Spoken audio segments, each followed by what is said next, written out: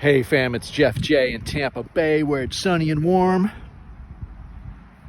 and never the norm. So big shout out to Chuck at Apple Drains.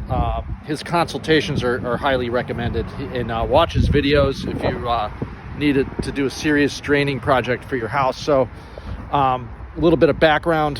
What happened is that Hurricane Milton, I live 23 feet above sea level, but I moved my AC some years ago, and look how low it's sitting. The previous owners had a concrete embedded fence, chain link fence here, so this ditch happened, and then I set the condenser here. You know, this is like 2017 when I was doing HVAC, so I didn't know anything about ground pitch, anything really foundationally, dealing with construction. So of course, I knew though, as the more I learned, I knew I had to wind up pitching everything and repitching my whole yard. But I put it off for the past couple years, and it took Hurricane Milton, Category 3 hurricane, to literally flush out why I should have done it and not procrastinated. So the result, what happened, this low setting condenser and this point here, and even this uneven ground not pitching, the water infiltrated underneath the footer, and you guys can see the footer right here. That's the concrete poured ledge that is holding the slab together, right? So the water, the theory, and Chuck actually verified it with me, the water infiltrated likely these spots here where the footer is, and so my grade here, my main grade is about 5 inches up. You can see the line there from the footer. So the best assessment that I can guess, and Chuck corroborated it, was that the water infiltrated here, went up my cavity, and so I drilled a hole right at where my slab meets, just to know. So right here is where the water started infiltrating. So the water didn't flood up this high, because I don't live in a flood zone. I live in a 23 feet above sea level, but because of the poor pitch and grading that I haven't addressed, that I've been procrastinating, the water got underneath the footer, went up the cavities of the block, and then infiltrated into my house. I was wet vacuuming inside 2 rooms for about 2 to 3 hours in the middle of the hurricane with a wet vac. Thank God I had a battery powered wet vac. It was like bailing out a boat. But anyway, so what I want to do is install a drain pipe that adjoins the footer. So the theory is that you have your French drain here. You got holes at 5 o'clock and 7 o'clock, right? That catches the water, and you want those holes underneath the footer, so the water collects up, hits those holes before it gets there, right? So it's 4-foot drainage pipe, so I'm going to be 2 inches above here, 2 inches below, splitting the difference. I might even do an 1/8 of an inch per foot pitch if I can get away with it. If I can't, I got to keep it straight, go down the line, and then there'll be a sump pump here to make up the difference, with just 1.5 inches going out instead of the 4 there.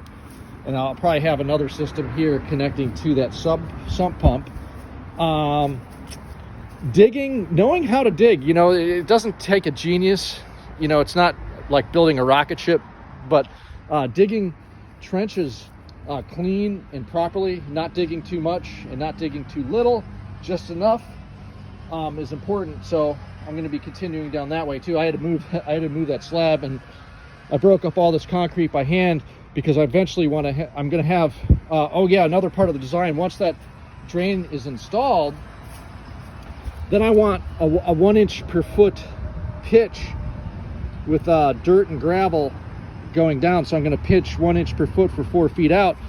So, and another thing I left out, I actually didn't have to do all this concrete work. I'm going to follow Chuck's instructions. There's this Blackjack 557 tar. So I'm going to basically tar every nook and cranny. That's why I clean, I'm going to clean this up even better, but you clean that up as much as you can and apply the tar. So that's one part, yeah. And then, so my 1 inch per foot that I'm pitching and eventually regrading the yard, this pad was at ground level, and thank God they didn't use rebar or mesh, but I was able to demo it by hand. I got to get this out of here, and then I'm just going to be pitching all the way down eventually, but at least I'm getting my 1 inch per foot. So some tips on digging. Like I said, it doesn't take a rocket scientist, but to dig, you know, efficiently, it is backbreaking work. And I only do this when the weather's good here in Florida. I don't do this in the summertime. So I plot when it's hot, and then I execute when it's cold. So you can see what I did here. So what I do is I actually recommend a trenching shovel with the sharper triangle at the end, but this is what I got.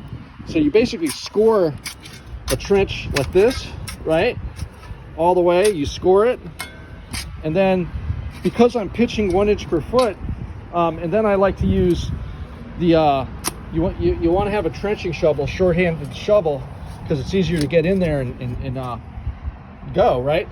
So because I'm pitching 1 inch per foot, I don't want to be tossing my dirt within this 4 feet. So I have to be really careful about where I'm putting my dirt, right?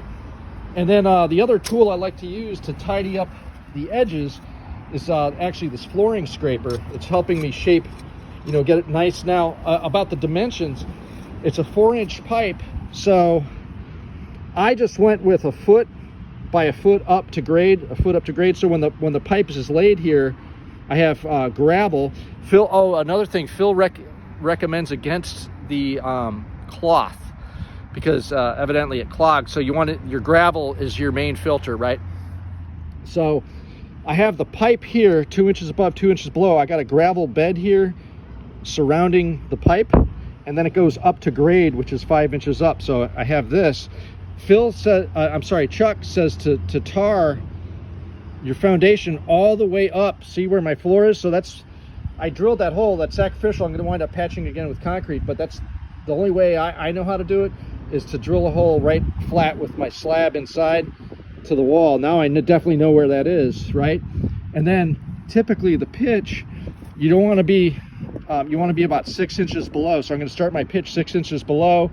I'm going to have this gravel all the way up to grade, and I'm going to pitch with dirt and granite, not gravel, granite, so it'll look nice, right? So what else about, oh yeah, and then I like to have this where is it, this nice hardwired brush. So once I do all my digging, I do a clean sweep, you know, and get all that stuff. I'm one-handing it right now, but you scrub in hard and get as much dirt out as you can, right? Not relying on the water. And then that's when I'll even scrape it. I'll scrape it with this, and then broom it. And then what other tips can I think of? You know, you have your right tools. You also want one of these to chop through the branches. It's a good idea to have a Sawzall for roots. And also, I'm gonna have to break out my angle grinder. There's like this metal, looks like it was an old grounding rod. It's pretty thick, but I gotta take my angle grinder, and then there's some abandoned wire here. So I gotta delete this stuff. But you know, those are some other tools you wanna have. So I can't recommend this floor scraper enough for shaping, because when you shape with this, it's at an angle. You can still do it, but I kinda like that tool right there. And then, yeah, the dimensions. So the reason you want to do the 12 by 12 is because you're counting for gravel and pipe. It might even be too much, but you're better off digging a little bit too much than a little bit too little. You don't want to over dig or under dig, but you're better off erring, as much as digging sucks, to dig a little bit more. So that way I can always fill in and get my pipe up with the gravel. And that's about all I can think of right now. But when you're demoing concrete, get a San Angelo bar, and this is great. So the idea, I probably should post my other video, but the idea is, you know, when you go under you have like a 2x4 under the like, imagine if I had the 2x4, and then I probably should do another video, and then you jack up the slab, right? And then you stick a 2x4 under that, and then you whack it with a hammer, because you're creating an air pocket when you have that 2x4 under there to break it. And then you wind up with this. And you know, I had to move this, the way I moved this big slab here. Chuck said, yeah, that's got to go, because that was blocking that, and you can see all that mold and mildew that I cleaned. But that was here, so I got to have my drainage pipe all the way here, so this had to go. So the way I moved it from here to here is I had this rock, right? You prop the bar up and then you can wiggle it, and then you have another rock set up on the same side and you keep wiggling it. I had that rock there and I wiggle away. That's about all I can think of, but again, check out Chuck at Apple Drains. Can't recommend him enough. Later.